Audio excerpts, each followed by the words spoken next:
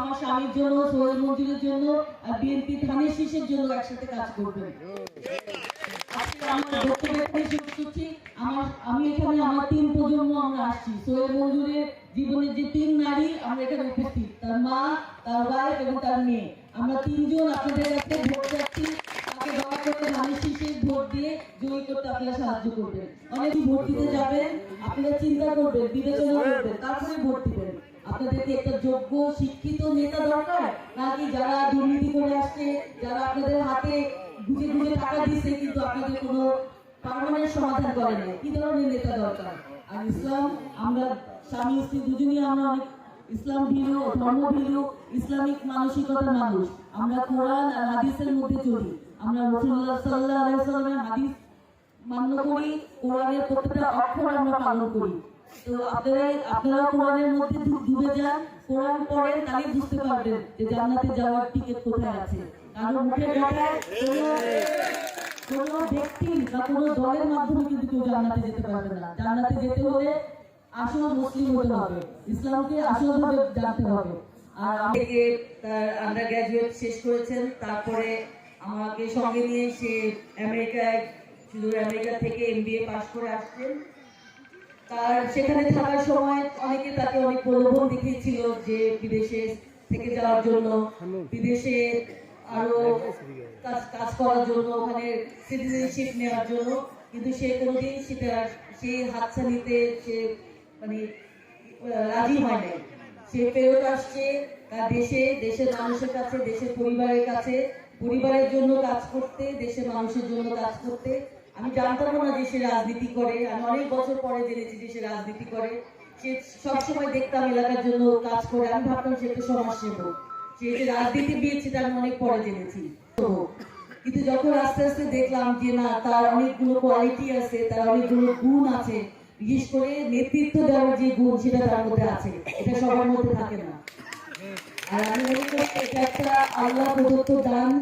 আর এই নেতৃত্ব দেওয়ার জন্য যে গুণগুলো থাকে, যে কঠোর পরিশ্রমী, সৎ, তারপরে সে হলো ধর্মভীরু, সে মানুষের সাথে ভালো ব্যবহার করে, মানুষের সাথে সে ভালো সম্পর্ক রাখার চেষ্টা করে, এগুলি তার নেতৃত্ব দেওয়ার তার প্রধান কোয়ালিটি। সে যখন বিদেশে ছিল, বিদেশে পড়াশোনা করেছে, তখন সে ইউনিভার্সিটির যে স্টুডেন্টদের যে কাউন্সিল থাকে সেখানেও সে প্রেসিডেন্ট ছিল। তারপরে যখন সে আমার পরিবারেও সে নেতা। আমার 2টা বাচ্চাকে সে যেভাবে মানুষ করেছে, সে হয়তো সারাদিন তাদেরকে সময় দিতে পারে নাই, কিন্তু রাত্রে 1 ঘন্টা হয়তো তাদের সাথে কথা বলতো, যে তাদেরকে রাইট ডিসিশন নিতে, সঠিক পথ দেখাতে, যে কোন পথে তারা পড়াশোনা করবে, কোন ভাবে তারা জীবন চালাবে, এগুলো সে তাদেরকে সবসময় গাইড করেছে। আর সর্বোপরি তার যে ব্যবসা প্রতিষ্ঠান, সেই ব্যবসা প্রতিষ্ঠান তার শূন্য থেকে সে দাঁড় করিয়েছে আজকে এই পর্যায়ে, যেখানে 7-8 হাজার লোক তার আন্ডারে কাজ করে, সেখানেও সে একজন সফল নেতা, সফল নেতৃত্ব দিয়ে আসছে তার ব্যবসা প্রতিষ্ঠানে। আমি কখনো কোনো রাজনৈতিক বক্তৃতাও দিই নাই এই আমার স্বামীর জন্য। আজকে আমি আপনাদের এই ভান্ডারিয়া, কাউখালী, বিভিন্ন এলাকায় মিটিং করে যাচ্ছি, কথা বলছি। আপনাদের জন্যই আমি কথা বলা শিখেছি। এই রাজনৈতিক পরিবারে এসে আমার স্বামীর সাথে থেকে আমি কিছুটা হয়তো এখন বলতে পারছি। তো আমি বিশেষ করে ধন্যবাদ জানাই আমাদের প্রিয় ওসমান ভাই, উনি আমার এক পরিবারের সদস্যের মতো। এই সুন্দর অনুষ্ঠানের আয়োজনের জন্য ওসমান ভাইকে অনেক অনেক ধন্যবাদ।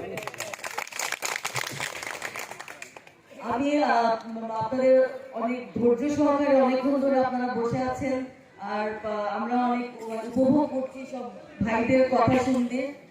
আমি যদি কোনো দাবি দেওয়া থাকে, আপনাদের যদি কোনো কথা বলার থাকে, যেটা হয়তো আমার স্বামী যদি এখানে নির্বাচিত হয়, আপনারা বলতে না পারেন, আমি আছি আপনাদের সাথে। আমার মাধ্যমে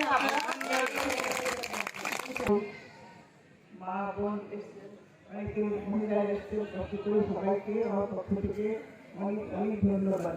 আর আমি আজকে এখানে আসতে পেরেছি, এই জন্য আপনাদের হাজার শুকুর। আমি এখানে বিপুল বক্তৃতা আসি নাই, আর বক্তৃতা একসময় দিয়েছি, কিন্তু এখন বক্তৃতার মতো অবস্থাও নেই, পারিও না। ধানের শীষ মার্কার প্রার্থীর বউ আসবে, শুনছেন না? এবং তার মা আসবে তাদের কাছ থেকে কিছু কথা শোনার জন্য। এই কারণ তো এখন তারা তো আসলে রাজনীতিবিদ না, নির্বাচনের ক্ষেত্রে আজকে তারা আসতে একজন সৎ, একজন শিক্ষিত, উচ্চ শিক্ষিত, একজন ধার্মিক, একজন ভদ্র মানুষকে মনোনয়ন দিয়েছে কাউখালী ভান্ডারিয়া। তো সেই ক্ষেত্রে আপনারা কি একজন ভদ্র মানুষ যার কাছে আপনারা সবসময় যেতে পারবেন, তার মতো একজন এমপিকে আপনারা চান না? অবশ্যই চান। আমরা দিন হোক আমি আপনাদেরকে সময় দিতে পারবো। আমি এই জন্য সুমন ভাইয়ের পক্ষ নিয়ে এখানে আপনাদের কাছে ধানের শীষে সুমন ভাইকে ধানের শীষ মার্কায় একটা ভোট ভিক্ষা চাই। আপনার কাছে সবার কাছে বিশেষভাবে অনুরোধ করি, ন্যায় পরায়ণের ভিত্তিতে রাষ্ট্র পরিচালনা করবেন। এর চেয়ে সুন্দর কথা কি আর কিছু থাকতে পারে? আর তার কথা বিশ্বাস করে যদি ভোটটা দিই, আমিও তো শিরক হয়ে যাচ্ছি নাকি? আমি তো জাহান্নামী হলাম, আল্লাহ শিরক করলাম, আবার আমার কথা বিশ্বাস করে আপনি কি ভোট আমাদের ফরিদকালী শহর